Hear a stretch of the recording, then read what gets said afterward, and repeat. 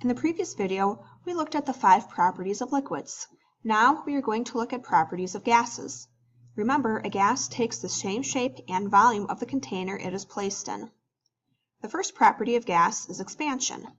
Expansion is a property of gas in which the rapid random movement of its molecules causes the gas to completely occupy the volume of its container. As we can see in both of these images, the gas will expand to fully occupy the entire container once any divisor is removed. The second property of gases is diffusion. Diffusion is the process by which molecules of a gas mix with the molecules of a solid, liquid, or another gas. As an example, if you remove the cap on a gallon of gasoline in a garage, you can smell gasoline across the room. In the next video, we will look at absolute temperature in liquids and gases.